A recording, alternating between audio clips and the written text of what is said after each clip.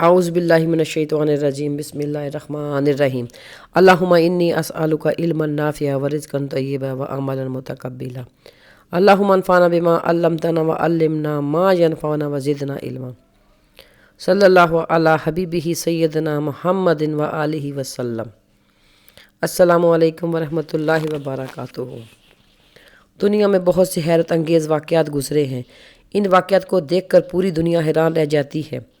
یہ واقعات جب بھی رونما ہوئے ہیں تو خلق خدا کو کوئی نہ کوئی سبق حاصل ہوا ہے۔ آج کے موضوع میں گائے کی قربانی کا قصہ ہے، جو ایک قرآنی واقعہ ہے۔ اس واقعے کی وجہ سے اس سورت کا نام سورت بقرہ رکھا گیا، یعنی گائے والی سورت۔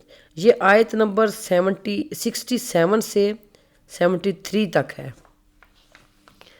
ہوا یوں تھا کہ بنی اسرائیل میں ایک شخص تھا، اس کی اولاد نہیں تھی۔ اس کے بھتیجے نے اس کو جائیداد کے لیے قتل کیا اور اس کی لاش کسی کے دروازے میں پھینک آیا۔ صبح جیسے ہی لوگوں نے لاش دیکھی تو ایک دوسرے پر الزام لگانا شروع ہو گئے۔ جس کے دروازے پہ لاش تھی اس نے اللہ سے دعا کی، یا اللہ اس کے قاتل کو سب کے سامنے لا۔ اللہ نے اس کی دعا قبول کی۔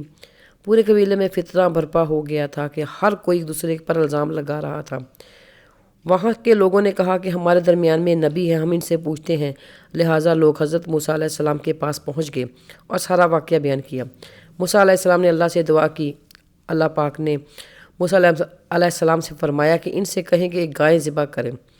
موسیٰ علیہ السلام نے جب گائے ذبح کرنے کو کہا تو انہوں نے کہا کہ آپ ہمیں مسخرہ کیوں بناتے ہیں؟ موسیٰ علیہ السلام نے کہا کہ اعوذ باللہ ان اکون من الجاہلین، کہ میں اللہ کی پناہ چاہتا ہوں جاہلوں سے، کیونکہ یہ اللہ کا حکم تھا لیکن وہ پھر بھی کہہ رہے تھے کہ مسخرہ کیوں بناتے ہیں۔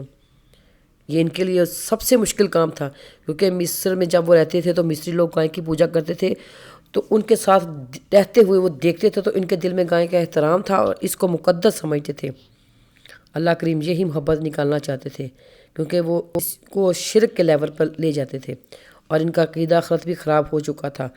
اللہ کریم یہ معجزہ بھی دکھانا چاہتے تھے کہ آخرت میں اللہ تعالیٰ انسانوں کو زندہ کریں گے تاکہ ان کو سمجھ آ جائے۔ اب ہونا یہ چاہیے تھا کہ وہ گائے کو پکڑتے اور حکم الہی کے مطابق اس کو ذبح کر دیتے، لیکن انہوں نے بار بار موسیٰ علیہ السلام سے سوال کیے کہ گائے کیسی ہو، اس کا رنگ کیسا ہو، اور وہ اللہ نے فرمایا کہ وہ نہ بوڑھی ہو نہ جوان، اس کا رنگ زرد گہرا ہو، دیکھنے میں خوش شکل ہو، اس میں کوئی داغ نہ ہو، اور نہ ہی وہ کانپے لگی ہو اور نہ ہی وہ زمین پھاٹتی ہو۔ پھر انہوں نے کہا انشاءاللہ ہم ضرور ہدایت پا جائیں گے۔ نبی کریم نے فرمایا کہ اگر یہ انشاءاللہ نہ کہتے تو ساری عمر گائیں ڈھونڈ ہی نہیں سکتے تھے۔ پھر انہوں نے اتنے سوال و جواب کے باوجود آخر گائے ذبح کر دی۔ یہ اللہ نے اس لیے کروایا تھا کہ ان کے دل سے محبت کم ہو جائے۔ پھر اس کے گوشت کا ٹکڑا اللہ نے حکم دیا کہ اس گائے کے گوشت کا ٹکڑا اس مقتول کو لگائے۔ روایت میں ہے کہ جیسے ہی اس کا ٹکڑا مقتول کو لگایا گیا تو وہ فوراً زندہ ہو گیا اور اٹھ کر قاتل کا نام بتایا اور پھر 5-10 منٹ میں فوت ہو گیا۔